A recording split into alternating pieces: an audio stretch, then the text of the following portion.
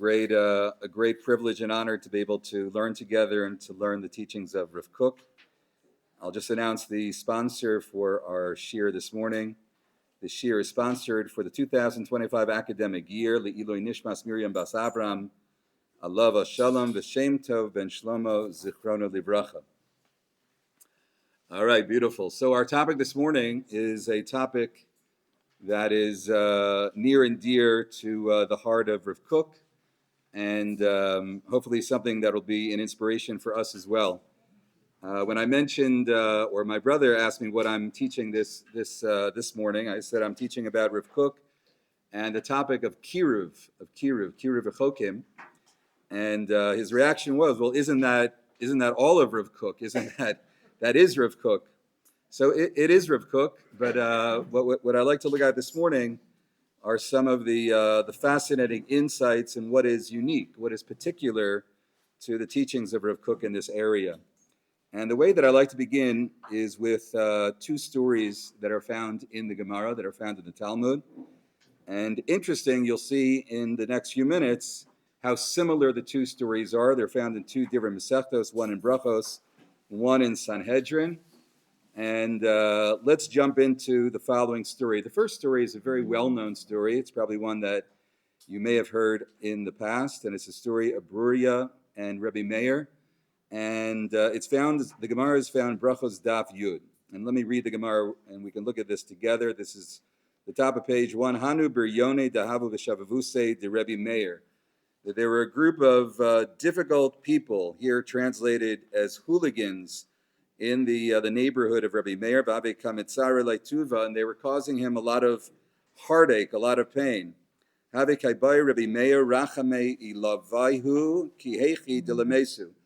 he actually prayed for their demise, that Hashem should take them from this world. They're acting as Rishaim, they're acting in a wicked way. Hashem should punish them. That's what how the Gemara begins. So what did Bruria, what was Rav Meir's wife, what was her response to this? Amar le Bruria, the Besu, the wife of Rav Meir, said the following, Mai da'atach. What is it that you were thinking of? What's going through your mind? Mishum dichsiv, are you basing your idea on the following pasuk? It says, Yitamu chata'im mina aretz. It says that one is to remove, or God should remove, the sinners from the earth. Mikasiv chotim. Does it say in the pasuk, the sinners? Chata'im. It says the sins should be removed, the chata'im, not the chotim. That's what it says in the pasuk. The od shapil l'sevi dekra. If you look at the end of the pasuk, or ishaim odeinam. In the end of the pasuk it says, and the rishaim will no longer be present. Kevan di tamu chata'im. Once the sins are removed, or ishaim odeinam, then the rishaim will no longer be there. Ella says, Bruria to Rabbi Meir, you should be davening for them to return, to come back, to do tshuva, or Risham Odenam, and in that way they will not be Risham. So here we have a very interesting discussion, or an argument, husband and wife, Rabbi Meir and Bruria said, no, you're doing the wrong thing, you're davening for the wrong thing, for their demise. That's not how we daven. We should daven for their tshuva, that they should correct their ways. And what happens? The Gemara says, Ba'arachame. So he went ahead, Rabbi Meir listened to his wife, Bruria, and he davened for them, V'chadru b'tshuva, and they did do tshuva. So that's the Gemara. Interesting Gemara. Interesting also, the Gemara is forthright. It tells us that she had the right psak here, that she had the right path, and she taught her husband, Rabbi Meir, the great Rabbi Meir, the correct way of acting in this circumstance. Let's look at the words of, yes, please. Yes. Okay, good. Very good. Yeah, you're right. Excellent. So that does not sound like Kiruv at the Pesach Seder. No, the pshat of that is really not it's not a stance that we're embracing, or it's a loving response. So we do see, and we'll see that in a moment, by the way. That's right. Yeah, Hanakam in his teeth. That's correct. So we'll see that there actually are at least two, but we could speak about two ways in which we respond to Rishaim. What is the right way? What is the right path? What is the right approach? So here this Gemara seems to suggest that Bruria had it correct. In other words, the end of the story is that they did tshuva, and that was the right way of responding. Rav Kook agrees with that, and he says the following. Let's look at the words of Rav Kook. This is Einayah. This is his commentary. Let's go, if you're looking on the page, you have number 2. This is the writing of Rav Kook Einayah. At the very bottom of the first column, let's pick it up 4 or 5 words from the end of the line where it says, Ki ein lecha. So says Rav Kook in explaining the position of Bruria, Ki ein lecha rasha be'olam, and now we're on the top of the next column, Shelo haya bocher yoter lalecha b'derech tov miderech ra. Every Rasha, even an evil person, would prefer to choose the good path. But why don't they do that? Ela sheyitzro onso mateu. It's only that the Yetzer Hara overwhelms that person. It compels the person. It forces the person to some degree to sin. Alkein hu umlal v'holeg b'darchei resha. Unfortunately, right, he feels compelled and somehow he feels forced, and he finds himself following a negative behavior. But says Rav Kook in explaining Bruya, but there is no person who is totally flawed. Right? Everybody has great potential. As long as you educate them properly, and you share with that person a little bit, whatever is needed, a little bit, or maybe a lot of chachma, wisdom of the Torah. If you share that with somebody else, one should never give up for asking for mercy, that you daven and that you do what you can to help somebody who has taken a bad path in life. Even the greatest sinners, that you have to have faith in them. And that's what Bruria was teaching here in the Gemara. And says Rav Kook, and here you see that Rav Kook is emphasizing this idea. Vehi hashkafa hachoderet, and this is a hashkafa. This perspective is one in which is choder, in which you go beyond just the facade, right? Just the way that it looks from the outside. And what do you see in the other person? Al romamut erech nefesh adam, that you see the great potential, the elevation, the possibility that's found in the nefesh of every person. Shasa elokim yeshara v'tova, that God creates every man, every woman with a soul that is good. And it's impossible for a person to change that, right? That soul, that holy soul, that pure soul that a person has, the Elokai neshama shenatata bi TORAH, is something that you have to believe in yourself, and believe in others as well. Al kain, therefore, yitachein levakesh rachamim al umladim ka'ele. Therefore, Bruria was teaching that we need to daven for such people. Rabbi Meir said, no, I see evil. I see he's taken an evil path. That's the road that they've taken. There's really no way back. Bruria says, no, that's not the way to look at things. You always see the potential. You always see the holiness of the soul, a soul that cannot be blemished. And let's look at the following Gemara.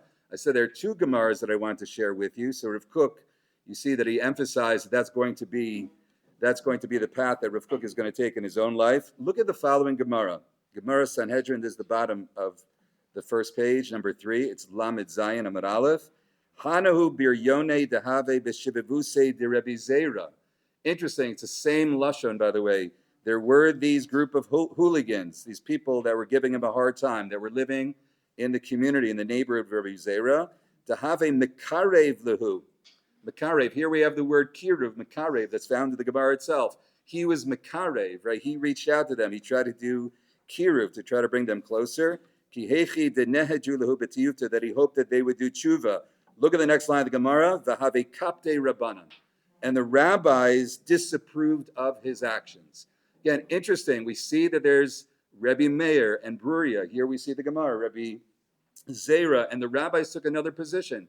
They said, you people that are sinners, okay, let them go their way. We go our way. Let's make our community. We have a from community, right? Let's build our community. They've chosen another path, and we move on from them.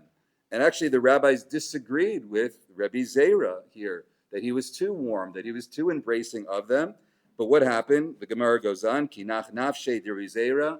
Rebbe Zera passed away, and Amri, and now this group of people that he was trying to be mekarev, these difficult personalities, what did they say? Ad ha'ida, until this day, until this moment, before Rebbe Meir passed away, have a charicha katin shakya da have a baya alan rachamin. So they referred to the rabbi here as a rabbi who he was short and he had singed legs. That's Rabbi Zera. It happened to be that he was a very short rabbi, and it says that there was some incident where he burned his legs. That's how they refer to Rabbi Zera, that this rabbi always davened for us. Hashta, but now, man baya lan rachmin, who's going to daven? Who's going to care for us? Who's going to embrace us? And then the Gemara ends, and very significantly, look how the Gemara ends. Harahu bilibau, that they were mahaher, this group of people, that they had a kir or tshuva, the avadu tshuva, and they did tshuva as well. So what do we see in both Gemaras, right? In both Gemaras, we have a difference of opinion. As you mentioned before, you have the opinion, how do you act with the Rasha, that you hakeh et shinav, right? Let him know that you're not acting properly. But in both cases, the Gemara, the last line of the Gemara, the maskana, so to speak, of the Gemara, is that tshuva was done, that embracing and that loving approach is something that made a difference. And that seems to be the way the Gemara is suggesting we act towards those that have taken another path, those that have distanced themselves from the Jewish community. Look at page 2 now. We turn to page 2. And Rav Kook, he writes in a number, if you go through his writings, and this would not be a surprise to any of us here, especially those that have studied Rav Kook, and many of you have over the last couple of years. We've been studying together. This is a beautiful sefer called Hasanigoria b'Mishnat Harav Kook. This is an entire book that was written. It's by Harav Binyamin Efrati, written a number of years ago, and it's part of like the big set, what they call the Shas Lavan, all the white svarim that they publish with all the teachings of Rav Kook. This was not written by Rav Kook, but this rabbi pulled together, made a compendium of all the different areas in Rav Kook that he teaches the idea of Sanigoria. What's Sanigoria? Sanigoria is the defender of Am Yisrael, the protector of Am Yisrael. Famously, Sanigoria, that's correct. What's that? That's correct, Sanigor and Kategor. But this is the defender of Am Yisrael. Who is Rav Kook? Rav Kook is always defending Am Yisrael. Does anybody know, famously, there is a Hasidic Rebbe who is known as the Sanigoria of Am Yisrael. Rav Levi Yitzchak of Barditchev was also known. That's the name, that was like the nickname of Rav Levi Yitzchak of Barditchev. There's a story, Rav Levi Yitzchak, that he sees somebody who's smoking on Shabbos, and he goes over to him and he says, it must be that you didn't realize that it's Shabbos, that you're smoking. And he said, no, I know that it's Shabbos. And then he said, well, it must be that you didn't know that you're not permitted to smoke on Shabbos. So he said, no, I know that you're not allowed to smoke on Shabbos. I'm smoking on Shabbos. And he said, well, maybe you're smoking because you need it for certain health reasons. He said, no, I'm smoking because I want to smoke on Shabbos. And at that moment, Rav Levi Yitzchak turned to Shemayim, turned to heaven, and said to Hashem, look at the honesty of the Jewish people. Right? He could have said anything, he could have given any excuse, and how honest he was to say that he is smoking on Shabbos and desecrating Shabbos. But that's what it means to be the Sanigoria. That's what it means to be the defender of Am Yisrael. And that there's a whole sefer just about this one topic in Rav Kook's writings in his life. Again, and I want to share with you this one paragraph, one excerpt from it, where the author collates from, actually mostly from the letters of Rav Kook, different statements that Rav Kook makes in this area. So this is what he writes. This is the top of page 2. This is the writing of Rav Kook. Again, mostly found in the letters. We have hundreds of letters of Rav Kook called the Igrot Haraya. So let's look at the top of the page. Ikar chetzi umegamati. My very desire, the essence of my desire, my purpose, he lelamed zchut al Yisrael. I always want to find merit. I always want to find good in the Jewish people. Ubiyichud al am kadosh hayeshvim bechatzrot Hashem, and especially the Jewish people that live in Israel. I really love them, and I want to find every possible positive thing that I can say about those that have come to Israel. Behar kodesh kanta yimino yiparach, in a poetic way, that those that are living in the holy mountain that is acquired by the right hand of God. Shelo yotziu aleim chas v'shalom laz. Chas v'shalom that I should ever say anything negative about a Jew and about the Jewish people living in Israel. She'em rishayim ve'arvar yanim bichlalam. Not to ever say that there's a Russia or an arvar, one that transgresses, avar yanim. And that's one statement. Ve'ein hadavar lefi ruchi. It's also not my way, not my spirit. Lalechet lechatet v'limtso pishei Yisrael. I'm not looking to be critical or to find sinners. That's just not who I am. Right? I'm not here to point out sinners. I'm not here to highlight, this one's wrong and this one, did this, that's incorrect. That's not who I am. Next, ki ana mizar de Aaron katina. He says that I am a descendant of Aaron. What do you mean by that, by the way? That he's the descendant of Aaron? One that Ohev Shalom v'Rodev Shalom. He also meant as a Kohen. He was a Kohen as well. Rav Avram Yitzchak Kohen Kook was a Kohen, and he felt that he wanted to emulate Aaron in his life. Shechesed hi pe'ulato. He was all about chesed v'shalom midato. He was all about making peace v'amet segulato. V'chol yish'o v'cheptzo. And all of the desire of Aaron and myself, hi tzipiyat yeshuat goy kadosh. I always want to find a way of salvation for this holy nation, v'romamut karno al har kadsho, to uplift the glory of the Jewish people.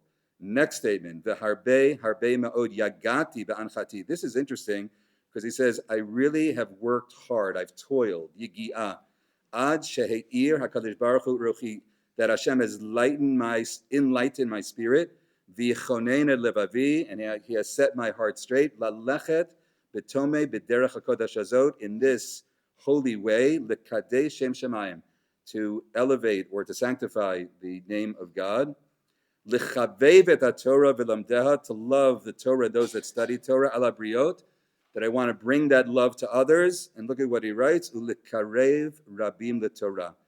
Now, interesting, again, the beginning of that statement is harbe ma'od yagati banchati. It's something that I had to work at. He said it didn't come naturally. To me, it always, when I read Rav Kook, it seems like that's Rav Kook through and through. But here he writes, you know what? I had to work at that as well, to love everyone, to see the best in everyone, to be makarev everyone. And again, he comes back to, especially here in the land of Israel, the importance of doing that. There is a Mishnah that is a very well-known Mishnah, and we just alluded to that Mishnah that talks about Kiruv, the importance of being mikarev. And it says the following, Mishnah, this is Perek Aleph and Pirkei Avos, Mishnah Yud Beis. I think just about all of us are familiar with it. Hillel v'Shammai kiblu mehem. They received the following teaching. Hillel omer, hevei mitalmidav shel Aaron, be of the students of Aaron. Ohev shalom v'rodev shalom, ohev esabrios u'mikarvan LiTorah. So we see here in the Mishnah the importance of Kiruv, that we are to be Mekarv on the Torah. The son of Rav Kook, Rav the Kook, made the following statement. It's found in the next source, and that is that you need to read this Mishnah carefully. And that is, first, you need to be Ohev et Abriot. You first need to love other people, and then you can be Mekarv on the Torah. Some people love others in order to bring them close to Torah. They don't really love them, but they kind of show them a certain amount of love because I want you to become religious. But he says, no, that's not the way to do it. First, you need to respect the other. First, ohev et abriot. You have to love the person for who that person is, for what they chose in life, for who they are. Everybody is different. Everybody has taken a different path. Number one, to love them for that. If you love them for that, now you can take the next step and you can bring them closer to Torah, potentially. And I'll just read it to you in the Hebrew. This is in a collection of teachings of Rav Kook and his son on Pirkei Avos. This is number 3. Meragla bepumya de Rabbeinu Maran Rav Tzvi Yehuda Kohen Kook. This is something that he would often teach. Rosh Yeshiva Merkaz Harav, v'dayek v'divrei Atana v'lomar, shatana lo amar. The Mishnah does not say ohev et abriot al menat lekarvan leTorah, to love other people in order to bring them back to the Torah. That's not the way to do Kiruv. It's not the way to interact with others. It's really about loving people first and foremost. She'im kach zu ava mizuyefet. That is a fake kind of love. She'en ava tachli latzma ella. It's not that you really love the person. Ella man lekarvan leTorah. You just want them to be Shomer Shabbos, right? So you're going to kind of like pretend. You'll invite them over and kind of pretend that you like them, put your arm around them, but it's not. You don't really love, but you first need to love them, says Rav Kook. Aval be'emet la'avat habriyot yesh erech atzmi. First, love the person. Mitzad mashahem briyot shel HaKadosh Baruch Hu. Recognize that they are a creation of God, that they're loved by God, and to love them for that. Umilvad avat habriyot tish'af gam lekarvan leTorah. And then with that, then you have a desire to bring them, because now you want to share the Torah with them, but first to love them. V'adarabba mitoch avat habriyot. Even more so, if they sense the love that you have and the respect that you have for them, then nimshach inyan Kiruv LeTorah. Then potentially that could work. But the first step is love. Yes, please. And it's just interesting that I recently heard a Rav say the best way to discipline a child is to first put your arm around them, Mm-hmm. do something pleasant with them, Yes. Yes. then they will accept your. Very good. Very good. That you will accept their. Yes. But without the Right. You first need to love them, and it's true for parents as well. We need to set.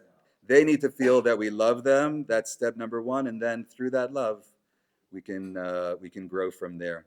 And interesting, in source number 4, it says that and you can see this today. I'm not sure if anyone has been to the home of Kook recently, but there's an office where he would write. It's still there, and the desk is there, the glasses, everything is there. It's really very moving to see it. And then there's the main hall where he would have his Shabbos meals, where he would have Shalosh Shudas. So in that room, you have a picture of the Balatanya, the founder of Lubavitch, and the Vilna Gaon is there side by side. That's a famous, that he has like the two worlds coming together. And here it says that he would have this hung in that room as well. I'm not sure if it's still there.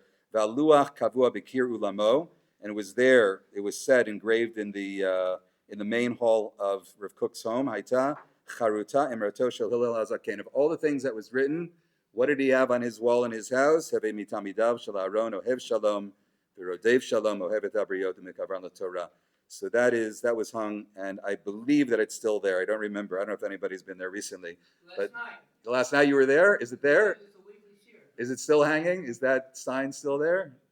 You don't remember. Okay. All right. Yes. So this is a famous vort of Rav Kook as well, the Rodef Shalom. So we say in the Mariv, in our davening, we say Ufros Aleinu Sukat Shlomecha, that we say that Hashem should cover us, that God should secure us with a Sukat Shlomecha. So you have Shalom and you have Sukkah. So what is the relationship between the two? Rav Kook says that just as Sukkah, there are many halachos when it comes to Sukkah that you don't have to have everything in place. Ideally, you're supposed to have the 4 walls of the Sukkah. But you have all the halachos called Dofen Akuma, Good Achis, Lavud, that even, and if you have 2.5 walls, 3 walls, there are all these exceptions, there are all these ways to kind of bring a Sukkah together, even where it's not all together at once, and that's considered a kosher Sukkah. And Rav Kook says that's true of Shalom as well, that's true of making peace between people, even where everything is not 100%, a little bit more, a step closer to making peace, like the Sukkah, just a little bit, is enough to make it kosher as well. And it's true in terms of Kiruv. Often we talk about Kiruv. What's a Kiruv success? Rabbis or what they call Kiruv professionals today, like what does it mean to be successful in Kiruv? And, some say, well, you have to, you got to see like the person has made like, the appropriate steps, to become more religious. But the truth is, when it comes to Kiruv, it's little by little, as we'll see that in a moment, that Rav Kook says, little by little. And even if you don't necessarily see that there's a transformation, that we reach out and little by little, that person is touched by that. I know that's something personally. I was a rabbi in Westchester, New York, in a little town called Mount Kisco. And again, you do your teaching. Many of the congregants that were part of my congregation were not necessarily Shomer Shabbos. And little by little over time. And a few years ago, so one of the congregants called me and he said, I decided finally that I'm not going to drive to shul on Shabbos, but he lives too far to walk to shul on Shabbos. So what he does, he hires in advance a taxi that comes to his door on Shabbos. The taxi driver opens the door. He sits in the taxi. He goes to shul on Shabbos, and the taxi picks him up and brings him home. So is that fully Shomer Shabbos? I don't think so, not quite. Even though there's a lot there, by the way, even halachically, if you're just sitting like a Shabbos elevator, and there's certain they have Shabbos buses and things like that. So little by little, you never know. You never know. So that's what it means also. Sukkot Shalom, when it comes to the peace and making peace and reaching out to others. So even if you don't see that complete transformation, Kiruv is a process, and we're going to see that right now. Look at page 3, the top of page 3. We have, as I just mentioned a few moments ago, we have a collection of hundreds of letters of Rav Kook, and that's a whole study of just reading and studying the letters of Rav Kook. They're not just typical letters. There's a lot of learning in the letters, and it's called the Igrot HaRa'aya, the letters of Rav Kook. This is a letter that came from, actually it's 1907, Tafresh Samach Zayin, 1907. Rav Kook arrives in Israel. Anybody know what year does he arrive in Israel? 1904, I believe. It's 1904. You can double check Google. So he's just arriving in Israel.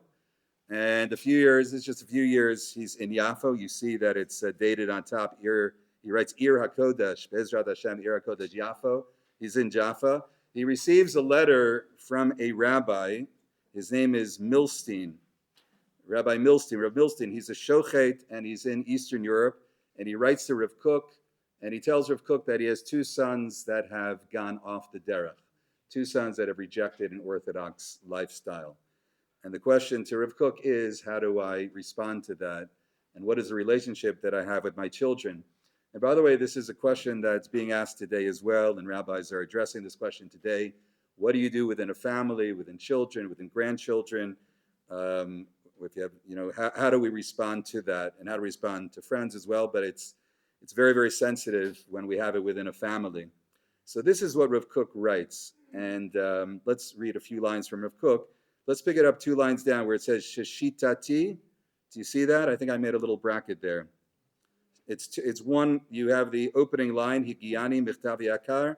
Just drop one line right in the middle of the line. It says, Sheshitati, Hi lehitnaheg davka b'midat hachesed hagamur im hatzirim. He says, when it comes to young people, and you asked before about the Seder, the Haggadah, that we knock out the teeth of. So Rav Kook, okay, there are different interpretations of that, but Rav Kook says that's, or at least here, that's not his approach. What is my approach? Davka b'midat hachesed, that we have to act in a loving way, with heartfelt warmth, hagamur im hatzirim, with young people, v'lomar lahem, and that we should say to them the following: Sheyesh b'netiotehem kama dvarim tovim. This is very interesting, how he's going to approach this. And he says, let them know that the path that you have chosen, which is not the Torah path, that there's a lot of good in that path as well, to highlight the positive things that you have chosen. Okay, it's not a Torah life, but to be supportive of that. V'chol ikar te'otam. And what is their mistake? This is what you have to kind of try to express to them, to communicate to them.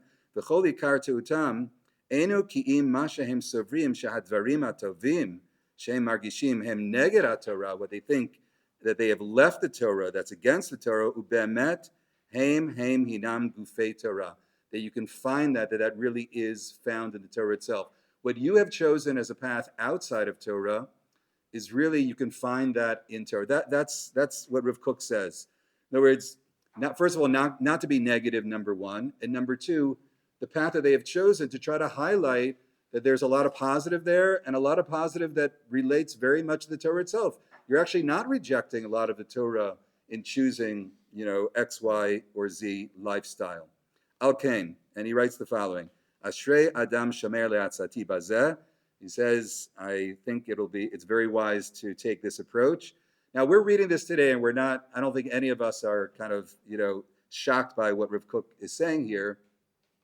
But many, many rabbis, and going back certainly to the early 1900s, you can go back 20 years, 30 years, 50 years, and you'll find that many rabbis took the position, once you have left the community, right, once you're no longer Shomer Shabbos, that you're really not welcome back home.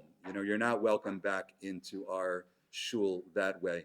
And that was an approach. I would say it still is an approach to some degree, as we read stories of children of Haredim that enter the army and choose a different lifestyle. Very often they're not welcome back to their community. Even rabbis taking that position as well.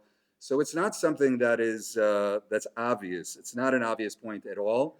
And Rav Kook is emphasizing, and again, it's a bit of a novel approach that Rav Kook is saying, to show them love, to embrace them, and also to highlight what they're doing, to try to highlight the fact that it could be that many of the things that you're doing are very much in line with the Torah teachings. So let's just read to the end here. Okay, Ashrei Adam Shamer La'atzati Bazeh. שבזה יציל את בניו מרדת ויקרבם באהבה לאט לדרכי ישראל. As I said before, it's a la'at. It's a slow process to have that patience, to have the love, not to allow them to fall any further, not to feel that they're being excluded. And let me read one more line. V'sof sof kishiyavo b'shanim. He says, and in the end, maybe as they get a little bit older, kishiyavo b'shanim, yativu ma'aseyim. Sometimes that happens as well. Okay, they're young at this time. He's talking about his young sons. These teenage sons are in their 20s. Sometimes they come back. You get married, you have children, and all of a sudden you see the world differently than you did when you were 18 years old. And he writes one more line here, which I think is very important. And he says, not only are we concerned with the children, but how about their children as well? In other words, let's not close the door on them in any way. Let's be loving, let's be embracing. And even if they don't come back, maybe their children, the grandchildren, seeing that love and seeing that warmth, and we maintain that close relationship with them, so that can have an influence, an impact on the grandchildren. So it's a long process. La'at, says Rav Kook, he uses those words when it comes to Kiruv and to have patience, and Bezrat Hashem, that people, we can bring them closer. Yes? At that time, 1911. Yes, well, 1907 when this one's written, yeah. It's a long time ago, yeah. Over 100 years. Thank you very much. Yeah, thank you. Yes. It is revolutionary. We have all heard that. We have all, to sit Shiva for a child that has left the fold. That's correct. So, or intermarrying, right? Intermarrying. Yes. Okay. So that's, yes. Okay, good. Maybe that's only, right. Maybe that's only where there's an intermarriage, but we see to the extent that our community, the reaction to it, and Rav Kook is suggesting a different reaction. I think his reaction, we're reading it today, as we point out many times, Rav Kook was ahead of his time, and today I think we are more and more sensitive to this idea and much more accepting, and this has become, I would say, more of the standard in the Jewish community. This would not be surprising if a rabbi were to get up and say, let us be more loving and embracing of our children. There's Rabbi Y.Y. Jacobson, who talks a lot about this in family. He's emphasizing this all the time. But it's interesting that he needs to emphasize this to the frum community that he's speaking to. It's not an obvious point. And he keeps coming back to it again and again with children that have chosen a different path in life and a different religious path, that he keeps emphasizing we need to love them, to accept them, to bring them into our home, to bring them around the Shabbos table, to be accepting of what they're doing, to show them love. And it's not an easy thing. And even within our tradition, within our sources, how did we start today? We start with two sources that Rabbi Meir and the Rabbanan both were critical, both did not accept the idea of being that embracing. We needed Bruria and we needed Rabbi Zera to show us another way, to show us that the way to tshuva is that. Okay, we go now we're looking at two more sources together. And this fascinating, the Lubavitcher Rebbe. So the previous Lubavitcher Rebbe, Rabbi Nachum Mendel Schneerson, never visited Israel. An interesting fact of his life. He was in Crown Heights for whatever reason. You have to ask a Chabadnik why he never chose to come to the land of Israel. But his father-in-law, the Rebbe before this Rebbe, Rabbi Yosef Yitzchak Schneerson, he did come to Eretz Yisrael. He came to Eretz Yisrael in 1929, and Rav Kook had a meeting with him. Now, at that meeting, there was a lot discussed at that meeting. You could imagine these two giants coming together, the discussion that they had. There was somebody at that meeting that escorted Rav Kook to that meeting, and that was who? Rav Aryeh Levin. That Rav Kook said, I want Rav Aryeh Levin to be there at the meeting with me, the tzaddik of Yerushalayim. So here I have from his book, Tzaddik in Our Time, or the book about his life, and I'll just read this paragraph. And what Rav Kook said to the Lubavitcher Rebbe, again, I'm referring to not the past, but the one before, what he said to him about Kiruv. And that's what stood out for Rav Aryeh Levin. When he heard that really, he took note of that. In 1929, the Rebbe of Lubavitch, Rav Yosef Yitzchak Schneerson, head of Chabad Sect Hasidim, the father-in-law of the present Rebbe of Lubavitch. Well, he's no longer the president. This was written a number of years ago, even though some Chabadics would say he's still the present Rebbe of Lubavitch, came on a visit to the Holy Land, and he was put up in quarters in the old city of Jerusalem. Rav Avri Yitzchak Kohen Kook, the chief rabbi of the land of Israel, wished to visit the renowned Hasidic figure, and he asked Rav Aryeh Levin to accompany him. Rav Aryeh later related how Rav Kook explained to the Rebbe his approach, his idea of Klal Yisrael, and the reconstruction of this people in its homeland. The chief rabbi's words were as radiant and illuminating as the Torah given at Sinai. So he spoke to him about what it means for Am Yisrael to come back, to rebuild the Jewish people land of Israel. And here is the key paragraph that I wanted to share with you. At that meeting, said Rabbi Aryeh Levin, I learned the fundamental law that prevailed in the thought of his master, Rav Kook. When it comes to rescuing our brethren, members of Jewry, meaning reaching out to others, rescuing those that are far from Judaism, the concept of Mesiras Nefesh, dedication, readiness for self-sacrifice, cannot be limited to giving of your physical self, of your work, energy, effort, or your money, your property, or for the sake of others. You can't just give money to a Kiruv organization. What does it mean, Mesiras Nefesh? It has to be enlarged, expanded to include even the readiness to sacrifice your spirit, meaning your own Yiddishkeit, meaning your own spiritual level that you're willing to give of that. And even if it means lowering it to some degree, your soul, even if you think that the matter will cost you your life in the hereafter, even if it means that it's going to affect the reward that you're going to receive in Olam Haba, your eternal reward, you must go ahead and work to rescue your brethren. That's what Rav Kook said to Lubavitcher Rebbe, that when it comes to Kiruv, when it comes to reaching out to others, at times, and if it's necessary, Mesiras Nefesh in the sense that you have to give of your own religious, of your spiritual level for somebody else. Now, I find this interesting because when you think about Chabad, now which community, by the way, took the idea of Kiruv and made it like the mitzvah of the Torah? I mean, the paramount, what Judaism is all about. Who did it? Chabad. That's it, right? That's what the Chabad is doing.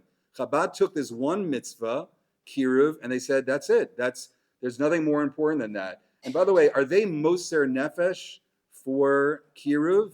Absolutely. That they're willing, a husband and wife and the children are willing to go out to Alaska. They're going to buy a home. They're going to sit on a street with Goyim, and they're going to begin to open a Chabad house.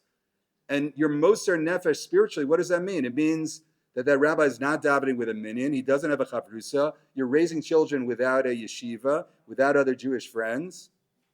Are you willing to affect your own spirituality? Are you willing to be Moser Nefesh for another Jew's Judaism?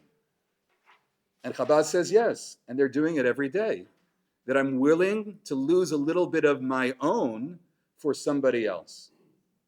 Now, I don't know if that's true. I think they end up gaining much more, and they're great in what they do. But the initial position is, the posture is, I'm willing to be Moser my Nefesh. I'm going to sit in Utah. I'm going to sit in Alaska. I'm going to sit in Hong Kong with my family, with my children, without minyanim, without what to learn, without a day school. I'm willing to be Moser Nefesh. Interesting, this is what Rav Kook told the Lubavitcher Rebbe. Now, I don't know if the Lubavitcher Rebbe learned that from him or they just agreed, they agreed with one another. But that's what with Aryeh Levin, what he heard and what he wrote about. So that is, when it comes to Kiruv, it's not just a mitzvah and something that is appropriate to do, but how far, according to Rav Kook in this meeting, how far one needs to go in order to help another Jew. Did Chabad's outreach programs begin in the time of that Rebbe? It's a good question. I don't know enough. I know that Rabbi Nachum Mendel Schneerson, the previous Rebbe, really took it to, but it's a good question. I don't know enough about the movement of the two Rebbes, where it started, like where like did it begin with the previous Rebbe or with Rabbi Nachum Mendel Schneerson? They celebrated Farashtem, and I don't know how far back. Yes, yeah. So I'm not sure. So it's a good question. Okay, so we see certainly so this is the teaching of Rav Kook. We see this, how Chabad, interesting, the world of Chabad, how they took the idea of Kiruv and they ran with this idea. How about in the Litvish world? How about in the yeshiva world? Like what is the position of the yeshiva world? So I'm not sure if you're familiar with this. I have this in the last source. Rav Moshe Feinstein, Zecher Tzadok Livracha, he was considered to be one of the greatest of all the poskim. I would say one of the most important leaders of the Litvish, of the yeshiva world, living on the Lower East Side of Manhattan. And he was famous for many, many things. And the following about Kiruv. So in you can look on the note number 3, 1973, he gave the following talk, which was then printed in the Jewish Observer. I don't know if you remember that magazine. I'm not sure if it's around today. And he speaks about the obligation that every Jew, just as every Jew has to give 10% to tzedakah, every Jew needs to give 10% of their time for Kiruv. That was his psak. It's found in the Igros Moshe as well. And here, I have it here on the page from a book which is called Reaching Out, which is a book that was published, that was written by Rabbi Aryeh Kaplan. I'm sure many of you have heard his name, and he wrote up this talk of Rav Moshe Feinstein. So he writes the following. This is the bottom of page 3. The same is true of our own Torah needs. When it comes to our Torah study, there's no question that a person's primary obligation is his own studies. One can never say that he's amassed enough to meet his personal needs, for the Torah is longer than the earth and broader than the sea. In other words, when it comes to our learning, so we have an obligation to continue and to be very much dedicated to it. One must therefore give his own studies precedence, but this must not be absolute. A person must also act on behalf of others. And he writes, in the case of charity, one must give 1/10 of his income to the poor. You have to give Meiser, Yeridea, 249. Likewise, one must spend 1/10 of his time working on behalf of others, bringing them close to Torah. Rav Moshe Feinstein gave a psak, and he said that every Jew should be giving 1/10 of their time to outreach, to Kiruv. I'm not sure if I do that. I have not done that. But this is something to think about. And according to Rav Moshe Feinstein, this is some that Kiruv, again for Chabad, it's something that became part and parcel of every single day of their life. Rav Moshe Feinstein says at the very least, one should think about this in a very serious way in terms of their time management and how they spend their day and spend their weeks. Are we spending some time reaching out to others, helping other Jews? This is Rav Noach Weinberg, who was the founder of TORAH.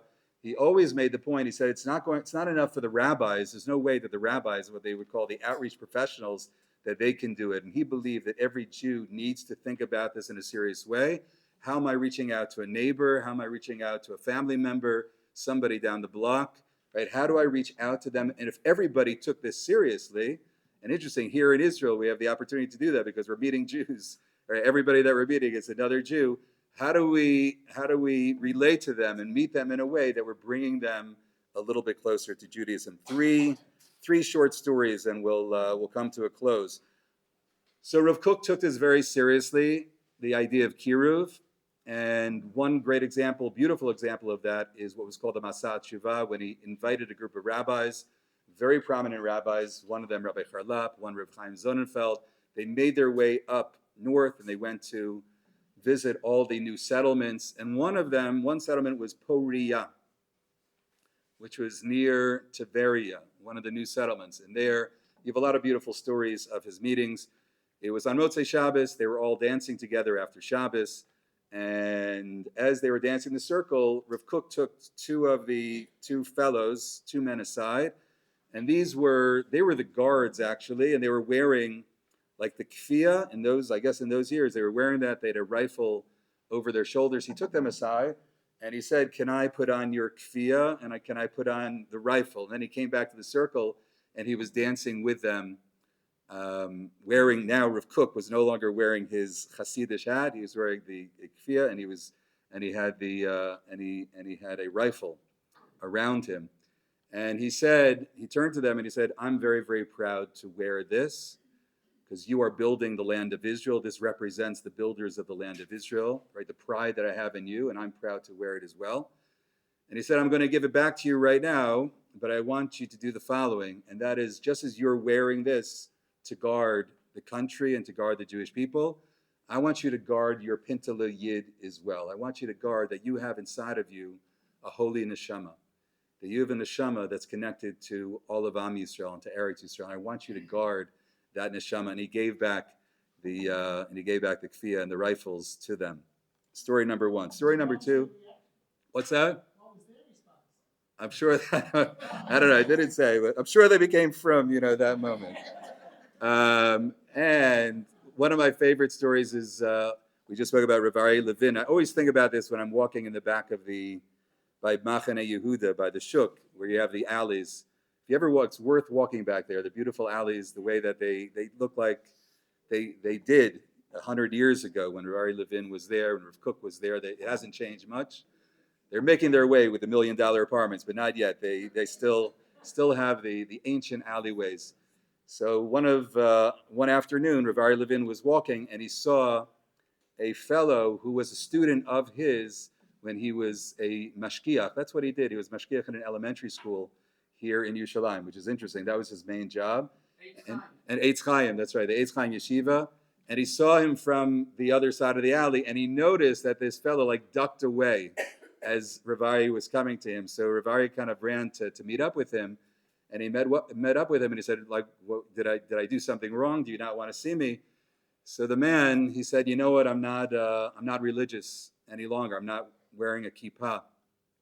And I was embarrassed to meet up with you, that you would see me, that I'm not wearing a kippah on my head. So Rabbi Levin said, I'm a very short man. Rabbi Levin was a very short man. He says, I'm a very short man. He says, what I see is just the heart of the other person. My eyes just see the heart of the other. So I only see your heart. I'm not worried about what's on your head. Okay, that is story number 2. The last story is this is a story we were talking about Rav Moshe Feinstein in the Litvish world. So I'll just share a story from that world as well. There's a great rabbi, Rav Aaron Leib Steinman. I'm not sure if you've heard that name. He was considered to be really the Gadol Hador here in Israel and throughout the world. He lived in Bnei Brak. He passed away about 7 years ago. It was 2017. He passed away. Around maybe around Purim. I thought it was December. Yep, maybe Purim time. So here's a story. There was a family from Bnei Brak. They lived not far from Rav Aaron Leib Steinman, and one of their sons decided to leave the Orthodox world. He moved to Tel Aviv. Tel Aviv's not that far from Bnei Brak, but it's very far in terms of the different approach, the different way of looking at life and religiously. And he really gave everything up. And he met a non-Jewish woman, this fellow, and he was ready to marry this non-Jewish lady. So it was, I think, a couple of weeks before the wedding, and he decided that he would spend a Shabbos with his family, maybe one last time to be together with his family. He came home for Shabbos and spent Shabbos together. They were having Shabbos. He was doing his thing. He was on the Mirpeset. He was on his phone.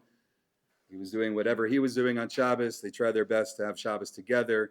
Towards the end of Shabbos, his father always went to the shir, Rabbi Steinman, and he asked his son if he would come to the shir with him, come to the class that Shabbos afternoon, and he did. He came to the class, and after the class, they went up and just wished a good Shabbos. And Rabbi Steinman said good Shabbos to this fellow, and the fellow said, I just want you to know I'm not, this isn't really my thing. I'm not a religious fellow. And Rav Shimon said, well, how long have you not been religious? And he said, it's been about 10 years now that I'm not religious. And the rabbi said, over those 10 years, did you ever have any hirhure tshuva? Did you ever think about possibly coming back to Judaism and to an Orthodox life? And he said there were probably 3 times for about 10 minutes each that I maybe thought about coming back to a religious life. So Rav Steinman said, I'm envious of you that you had that kind of hirhure tshuva, to think about coming back to Judaism, to observe Judaism again. I've never thought about it in that way. I've always been religious. And the Gemara says that a person who thinks about just hirhure tshuva alone, a person has reached a very, very high level. So I'm envious of those 20 minutes that you had of hirhure tshuva. And he wished him a good Shabbos, and that was the end of that. A few days later, the father called the son, and he said, I just want to thank you that you went to the shir, that shir. I know that wasn't easy for you to go to the shir with me. And so the son said, well, let me just tell you something about Rabbi Steinman. When I was young, when I was in 3rd grade, so we all went as a class to Rabbi Steinman, to his house. And what they do sometimes with elementary schools, you bring it to a gadol hador, and he asked some questions, and we were all there together. He was asking questions, and it's a chance for a faher and the great gadol hador asking questions. And he asked very easy questions to everybody in the class to make sure that they got the answer right. And when it was my turn and he asked me my question, I did not know the answer. And then he asked me another question, and I didn't know the answer a second time. So at the end of that meeting, as we were making our way out, so all the children went up to Rav Steinman to shake his hand, and he gave a candy to every child. So he gave one candy to every child. And when it was my turn, he gave me 2 candies. And he said the following. He said, when it comes to learning Torah, it's not about how much Torah you know. It's about the effort that you put into Torah study.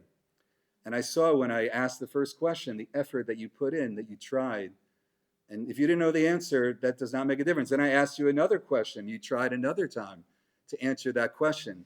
It's about the amelus b'Torah. It's about the effort that you put into Torah. That's the schar. That's the reward of learning. And therefore, you receive 2 candies, and everybody else receives only 1 candy.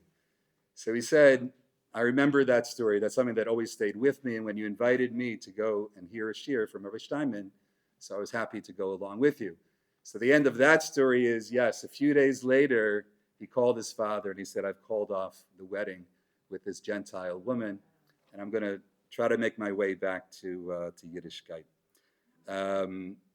So this is Rav Kook. Rav Kook, over 100 years ago, Rav Kook is teaching, and he really has set a beautiful path before us as a Jewish community. And he said, how much more so in Eretz Israel that we need to do this? It's true everywhere in the world, but all of us need to be closer to one another. We need to bring each other closer.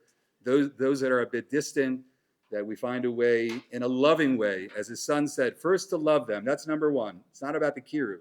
Number one is to love the other person, and then through that love to bring them closer and closer to Hashem and to mitzvot. All right, Yasher Koach.